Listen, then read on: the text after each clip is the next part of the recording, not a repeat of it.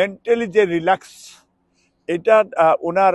ভারপ্রাপ্ত চেয়ারম্যান সাহেব সবসময় সাথে আছেন, ডক্টর জুবাইদা রহমান আছেন, ব্যারিস্টার জায়মা আছেন, তারপরে ওনার ওই যে ককর মেয়েরাও আছেন, তার ওয়াইফও আছে, তারাও সবসময়, যেহেতু উনার এত বছর পরে পরিবারের সাথে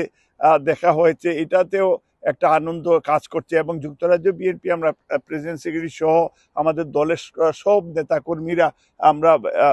তারা খোঁজখবর আমরা আমাদের মাধ্যমে তারাও নিচ্ছেন, এবং সবাই মিলেই আমরা মনে করি যে আমাদের নেত্রী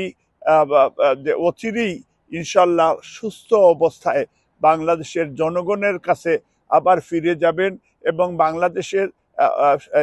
জনগণের জন্য উনি অতীতে যে বাংলাদেশের ডেমোক্রেটিক সিস্টেম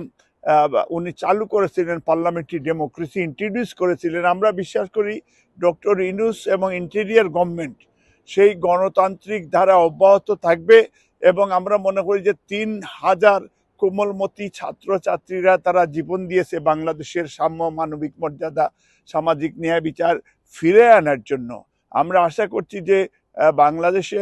আগামী অক্টোবর নভেম্বরে ডক্টর ইউনূস বা ইন্টেরিয়র গভর্নমেন্ট আমাদেরকে যে আশা দিয়েছে জাতিকে, দলকে, যে ওনারা একটা নির্বাচন দিবে, এবং নির্বাচন দিলে আমরা আশা করি বিএনপি সরকার গঠন করবে। মায়ের কথা খালেদা দিয়ে এসেছেন উৎফুল্ল,